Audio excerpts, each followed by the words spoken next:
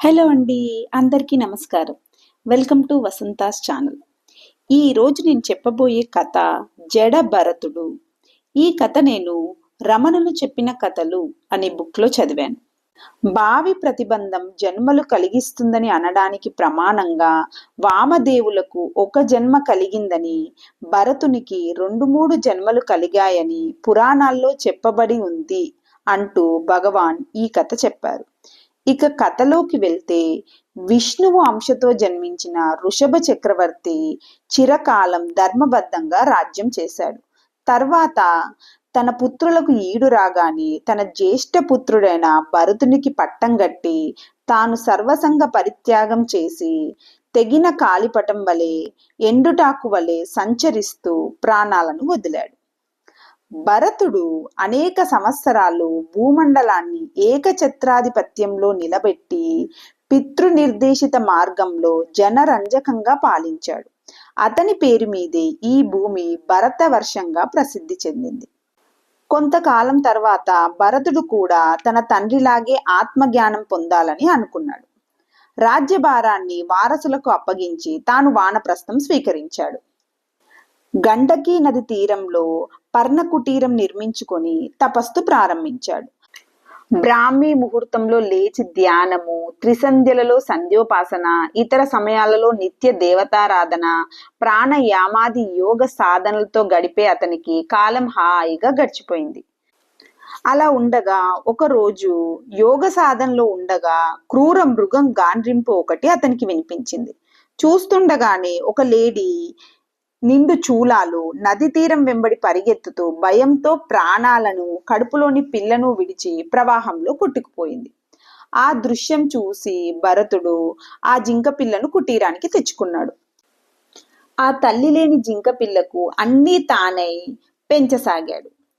ఇలా రోజు రోజుకి జింక పిల్లపై వాత్సల్యం పెరిగిపోయి భరతుడు తన ప్రాథమిక కర్తవ్యాన్ని మర్చిపోయాడు. ఇలా కాలం గడుస్తూ ఉండగానే అతని ఆయుర్దాయం ముగిసిపోయి అతను ప్రాణాలు విడిచే సమయం కూడా దగ్గర పడింది. ఆ సమయంలో కూడా అతను నా తర్వాత ఈ జింక యోగక్షేమాలు ఎవరు చూస్తారా అని బెంగ పెట్టుకొని ఆ జింక గురించి ఆలోచిస్తూ ప్రాణాలు వదిలాడు. ఇలా జింక గురించి ఆలోచిస్తూ ప్రాణాలు వదిలేసరికి తర్వాతి జన్మలో భరతుడు జింకగా జన్మించాడు. కానీ తన వానప్రస్థావన యోగ సాధన వల్ల అతనికి గత జన్మ స్మృతి ఉంది. దానివల్ల ఈ జన్మ ప్రారబ్ధ కర్మక్షయం కోసమే అని గుర్తించి తరువాతి మానవ జన్మ కోసం ఎదురు చూడడం మొదలుపెట్టాడు. తాను పూర్వం నివసించిన పులస్త్యాశ్రమ ప్రాంతంలోనే సంచరిస్తూ మహాత్ముల వాణి ఆలకిస్తూ సత్కాలక్షేపం చేస్తూ దేహం చాలించాడు. ఆ తర్వాతి జన్మలో శుచివంతుడు, శ్రీమంతుడు, అంగిరసుడు అయిన బ్రాహ్మణుని ద్వితీయ భార్యకు పుత్రునిగా జన్మించాడు. ఈ జన్మలో కూడా అతనికి పూర్వజన్మ స్మృతి అయితే ఉంది. అతని తండ్రి లోకాచారం ప్రకారం ఒక వయస్సు రాగానే భరతుడికి ఉపనయనాది సంస్కారములను నెరవేర్చాడు. దానికి భరతుడు మౌనంగా తల వంచాడు. ఆ తర్వాత అతను జనాకర్షణకు సంఘాన్ని నివారించటానికి జడా లక్షణాలను సంతరించుకున్నాడు. అనగా చెవిటి, గుడ్డి, పిచ్చి, జడ లక్షణాలను తనకు తానే సంతరించుకున్నాడు. అలా అతని పేరు జడ భరతుడుగా మారింది.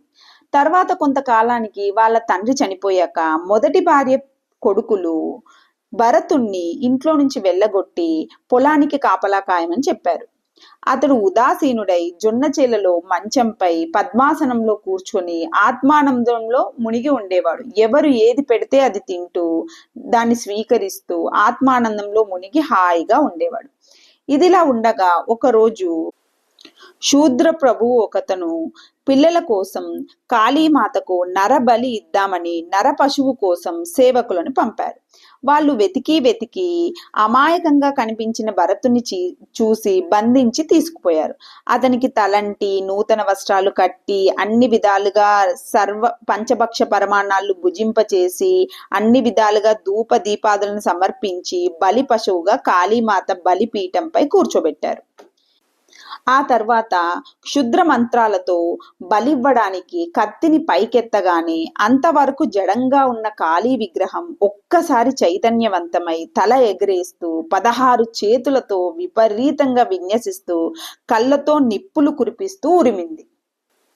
నిర్వికారుడు, నిరీహుడు, బ్రహ్మజ్ఞాని, బ్రహ్మచారి, బ్రాహ్మణుడు అయిన అతనినా తన కోసం బలి చేసేది అని కంపించిపోయింది కాళి. ఒకే ఒక్క హూంకారం చేసింది. దిక్కులని దద్దరిల్లాయి, ఉల్కలు రాలిపెట్టాయి, భూమి గజగజలాడింది. బలి పూజ కోసం వచ్చిన వారికి నవనాడులు స్తంభించాయి, గుండెలు గొంతుకలోకి వచ్చాయి. ఆ శూద్ర నాయకుడితో సహా అతని సహచరులందరి తలలను తెగ నరికేసింది. కాసేపు భరతుడిని ఊరడించడానికి వాటితో బంతులాడింది. భరతుడిలో మాత్రం ఆ శూద్ర చేష్టలకు కానీ ఈ మహామారి దుష్ట శిక్షణకు కానీ ఏ మాత్రమూ స్పందించలేదు. కొంతసేపు ఊరుకొని నెమ్మదిగా లేచి అక్కడి నుంచి బయటికి వచ్చి అతని మంచం వైపుకు వెళ్ళాడు. ఇదిలా ఉండగా రహుగణుడు అనే రాజు కపిలముని వద్దకు తత్వోపదేశం కోసం వెళ్తూ పల్లకిలో బయలుదేరాడు. ఇలా వెళ్తూ ఉంటే పల్లకి మోస్తున్న సేవకులు ఈ జడభరతుణ్ణి చూసి వాళ్ళ పని కాస్త కొంచెం తగ్గుతుందని జడభరతుణ్ణి కూడా పల్లకి మోయాలి అని అడిగారు. జడభరతుడు రాజు ఆజ్ఞగా స్వీకరించి మౌనంగా పల్లకి మోయడం ప్రారంభించాడు. కానీ పల్లకి మోయడం అలవాటు లేని జడభరతుడి వల్ల పల్లకి ఊగడం మొదలుపెట్టింది. అది అలా ఊగడం చూశాక రాజు ఆ పల్లకి మోసే వాళ్ళని పిలిచి ఏంటి సంగతి అని అడగగా వాళ్ళందరూ కారణమంతా ఈ భరతుడే అని అన్నారు. అప్పుడు రాజు కోపగించి భరతుణ్ణి దూషించాడు. కానీ భరతుడు తనకు చివరిదైన ఆ కళేబరంలో అహంకార మమకారాలు ఉత్పన్నం అవ్వనీయక బ్రహ్మభూతుడై మౌనంగా ఉన్నాడు. రాజు కోపంతో, ఒరేయ్ దుర్మదాంధుడా, జీవచ్ఛవానివా నీవు, లేకుంటే ఉన్మత్తుని వలె ఆ వంకర చేష్టలేమిటి? నీ వంకర చేష్టలను సరిచేసి సన్మార్గంలోకి తెమ్మంటావా అంటూ కఠోరంగా మాట్లాడాడు. అప్పటికీ స్పందించిన భరతుడు జీవితంలో మొదటిసారిగా మౌనం వీడి, రాజు ఎంతో శ్రమించి ప్రయాస కోర్చి వెళ్ళేది జ్ఞానం కోసమే కదా, అతనికి ఎక్కడో దూరంలో దొరికే ఈ ఉపదేశం ఇక్కడే అందచేద్దాం అనుకొని ఇలా బదులిచ్చాడు. రాజన్, నీవన్నది నిజమే సుమా, నీవన్నట్లు నేను మదించే ఉన్నానయ్యా. కామ క్రోధ లోభ మోహ మద మాత్సర్యాలు అనే అరిషడ్వర్గం, శైశవ బాల్య కౌమార పౌగండ యవ్వన వార్ధక్యాలు అనే షడవస్థలు, జాగ్రత్ స్వప్న సుషుప్తులు అనే త్రయ అవస్థలు, అహంకార మమకారాలు, జనన మరణాలు, మాయా ఆనన కార్మికములనే మలత్రయం, సత్వ రజస్తమస్సుమలనే గుణత్రయం, విక్షేప ఆవరణలనే దోషద్వయం, మాయా అనే ఏకైక అసత్యం, ఇవేవీ లేని శుద్ధ కైవల్య ఆనందంతో మదించిపోయి ఉన్నాను. అవును, జీవచ్ఛవాన్ని, జీవన్మృతుడనే. ఇక ఈ శరీరం ముందే ఇది పుట్టినప్పుడే చచ్చినట్టు లెక్క. ఆత్మస్వరూపుణ్ణైన నా కారణంగానే అది చైతన్యవంతంగా ప్రాణమున్నట్లు ఆటలాడుతుంది. దానిపై కరుణ చేత ఇంకా దానిని వదిలించుకోలేదు. సమయం రాగానే అదే పడిపోతుంది. ఎండిన ఆకుల, పండిన పండుల అలాంటి మృతప్రాయమైన దేహమే నేను అనుకుంటున్నావు కాబట్టి, అవును, నీవన్నట్లు నేను చచ్చినవాణ్ణి. మరే ఉన్మత్తుణ్ణి అన్నావు కదా, ఎంత బాగా వర్ణించావు. ఉద్ధరింపబడే స్థితిలో ఉన్న మనసే నాది. ఆ కారణం చేతనే నేను మత్తుడనై కులుకుతున్నాననుకో.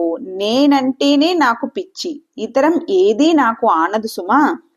క్షణం ఒక రీతిగా మారుతూ ఇట్టే మాయమయ్యే ఇతరమైన ప్రపంచం కోసం పిచ్చివాణ్ణి అవడం కంటే, నేనైన నా కోసం సదా నేగడే నేను కోసం పిచ్చివాణ్ణే అయిపోయానంటే నమ్ము. సరే, ఏవో వంకర్లన్నావు చూసావా, అక్కడే వచ్చిందయ్యా ఇబ్బంది. నీ దృష్టిలో వంకర టింకర్లు నాకు అంటగడుతున్నావు నాయనా. నువ్వింత కష్టపడి అంత దూరం పోయేది ఈ వంకర్లను తీయించుకోవడానికే కదా. పల్లకి మోత వంకర టింకర్గా ఉందంటావు పోనీ, మిగిలిన బోయిలు కూడా అలాగే వంకరగా మోసి ఉంటే అప్పుడంతా సరిపోయేది. లేకపోతే వారికి తీరైన సరిజోడిని అమర్చుకోవలసింది. రాజాజ్ఞ ప్రజలందరికీ ఆదరణీయమైనది అని భావించి అనుభవం లేకున్నా నీ పల్లకిని మోసే సాహసం చేసినందుకు నన్ను మన్నించు అని సుదీర్ఘ సమాధానం చెప్పి అక్కడి నుంచి వెళ్ళిపోయాడు భరతుడు. బ్రహ్మ జ్ఞానాపేక్షితుడై ఉన్న రాజుకు ఆ మాటలతో హృదయగంధి విచ్ఛేదనమైంది. అజ్ఞాన అంధకారం పటాపంచలైంది. వంకరలన్నీ సరైపోయాయి. ఆ పలుకులు శాస్త్ర సమ్మతమైనవే కాక పామరునికి కూడా అర్థమై జ్ఞాన వికసనం కలిగించేవిలా సరళంగా సులభంగా ఉన్నాయి.